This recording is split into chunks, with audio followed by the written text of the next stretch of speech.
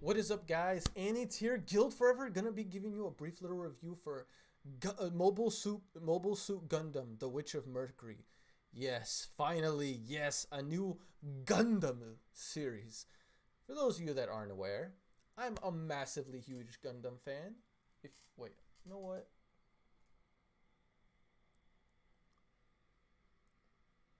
See that, right?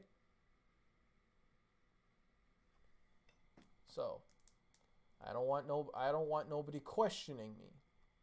Well, to be honest, for those that know me, this should have been, you guys should know I was gonna watch this series. If you thought that I was not watching this, then you clearly don't know me. But anyway, whatchamacallit, for those that are new, then yeah, now you know. I'm actually a very huge Gundam fan. I watch the series, I collect the model kits, I play the mobile game, for Christ's sake. And yeah, so I was actually looking forward to this series for a very, very long time. It sucks that this is the prologue. No, like, I'm not saying it sucks that the episode was bad. No, trust me, the episode was good. The episode was really, really good. It was very sad what happened though. But I'm not gonna lie to you. This series gives me a mix of Gundam Unicorn, at least for the first episode, and Gundam Wing. It feels like Gundam Unicorn and Gundam Wing mix. Now, the reason why I say that is because in this series, Gundam aren't exactly common. They're rare. They're like myths or legends or some kind of outcasted mobile suits by society. That's kind of how it was seen in Wing. Now, the reason why I would also compare it to a unicorn, well, not really compare it, but see the resemblance, is because in Unicorn, it kind of ended much. In my opinion, this start was better, but the unicorn one, how it started is that they had a Gundam inside a military, like a colony base, and they were keeping it until they were attacked. But there's a very huge difference in the fact that in Unicorn they were trying to steal the Gundam, and like to they were trying to steal it because it was extremely powerful. In this case, they wanted to destroy it. They wanted to wipe it out from existence. Because from what I can tell in this series, Gundams are feared. They're not seen. And this is why, for those that know me or for those that remember, I sometimes ask this question. I'm pretty sure I asked this before, but now it really puts it into perspective in this first episode when I asked this question to you guys. And honestly, please give me your answers in the comment section down below. This is not, there's no right or wrong answer to this. It's just a personal perspective. Gundams are considered one of two things. They're either considered A, saviors, or B, the white devils. The reason why they're called the white devils is because commonly Gundam designs are mostly white with V-fins, that they kind of looked at them as devils. And this is a good example. This first episode gives me the impression that Gundams are seen as monsters, catastrophes, something to be feared, not worshipped, not praised or not needed.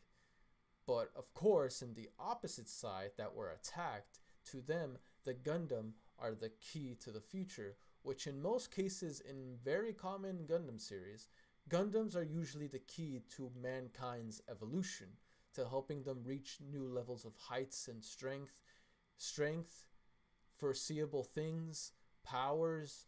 Anything that relates to a Gundam is meant to heighten the human ability to bigger and better things. But in this case, though, people are afraid of the Gundam's potential on how it could affect humanity. And we've seen the side effects that it took. People go through this side effect to where it almost pretty much kills them. It creates victims. I see it from both ends of the spectrum.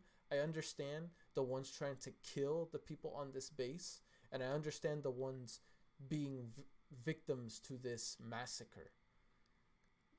All they want is to create a future where people can travel into space, or where humans can not be so fragile or weak to where they can they can take their potential to new heights. But as long as they're not using the gun arms or Gundam technology or whatever it's referred to, they will be limited, they will be fragile, and they could die off. That's what they're trying to say. But I understand the other's perspective to where they're afraid on the aftermath or what the Gundams are capable of, or even they just don't want to see people get sacrificed to this technology. And to be honest, that's actually a fair argument. You don't want to lose people over this technology, but I'm sure this isn't something that's forced. This is probably something that people are optioned to do whether they wish for it or not. But yeah, like I asked before, you guys let me know.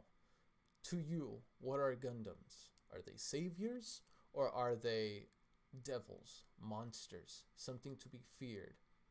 In this case, the bad guy. Are they good guys? Are they bad guys? I know, look, I'm going to just say this right now. I know in Gundam, they're basically the main plot device for any series related to Gundam, and that's true, but that doesn't mean they're the protagonists. You know what I mean? Most cases, yes, but in other cases, it's questionable. In most situations, there isn't really a such thing as a good guy or bad guy. It's just a sense of which part of humanity will thrive and which part of humanity will fall and become a part of history. Again, I personally believe that in this situation, it's common, like it's clearly, well, again, I don't think it's clear. I think if you were to be on the side of humanity that wishes to like cease the existence of Gundam, that's a fair argument. If you want to side with the Gundams because you're a Gundam fanboy like me, then yeah, fair fucking argument. Which I'm not gonna lie to you. I side with the Gundams because they're epic as hell. Who don't like a damn Gundam, for crying out loud?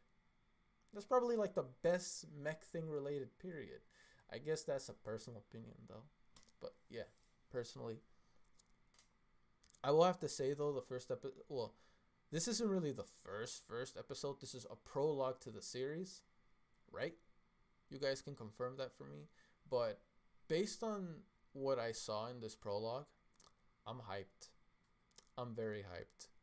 I'm very curious. We didn't really see a whole lot of 80 as a character.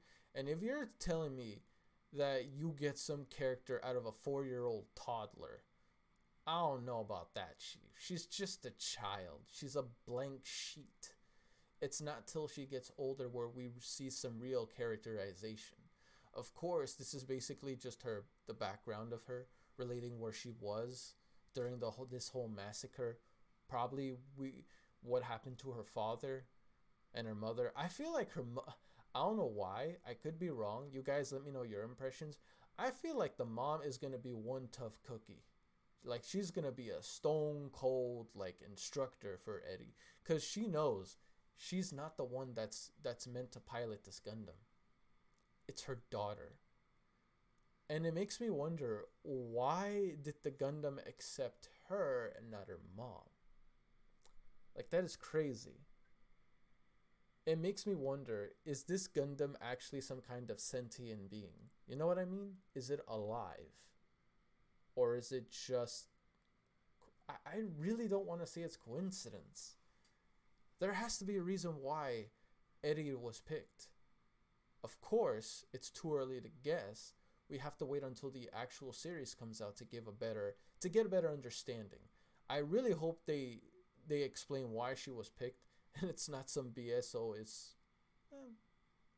no reason. I'm like, nah, bro, you gotta tell me, cause mom tried.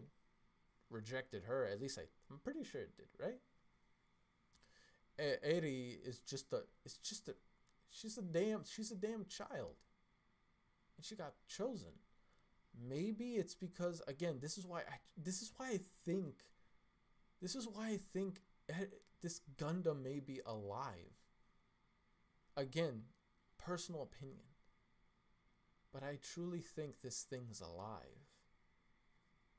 the way how Eddie was just talking, and the way how like her ID, like her identification, like her when it scanned her, when it scanned, and then she started talking to it as if it were like, because even Eddie said she's like her older sister. And again, it makes me wonder, why is this series called Witch from Mercury? I know it's like Mercury is probably where this deciding for that colony base was on, but why is she called a witch? Maybe it's because she's so powerful, it kind of gives a witch kind of feel. But I will admit, I do like how the mobile suits look a lot. I especially like Gundam Lethrith, however you call it. I especially love its design. It looks sick. It looks sick. Clearly, though, this ain't the final design for this Gundam mobile suit, because we've seen later on, like, there's a Gundam called Gundam Aerial, and Gundam Aerial looks more finished. This is probably just a prototype stage, meaning it's gonna get worked on more in the actual, when the series actually comes out. At least I think, or unless that's a form, I'm not sure. Is Gundam Aerial, because no, I was gonna say, is Gundam Aerial like a form of the Gundam that appears later on in the series? But if that's the case, why did they show it like why did they show it early on with the model kit and stuff? No, I personally think that this version Gundam Lethrith, I'm bad at names, but I'm pretty sure this is just a prototype. And Aerial is like the finished version. But yeah, fantastic first episode. Let me know if anything related to the series comes out, guys. I'd definitely be willing to check it out. But honestly, good first episode. Can't wait to see what happens next. Rip father. Happy birthday, Eddie. And look, you son of a gun, you got a Gundam for a birthday present. Ah! I'm hating. I'm not gonna lie to you. I'm hating. Nah, but honestly, for real though, rip the dad, and let's see how let's see how she does as a Gundam pilot. Again, you can't really tell how she'll be because she's just a baby. Okay, she's a child. You can't really get anything off of her from this. We can kind of get an origin story, but we will know how she'll be as a pilot going into the first episode, assuming we get a time skip, unless we gradually get to that point. Anyway, guys, peace. I'm out.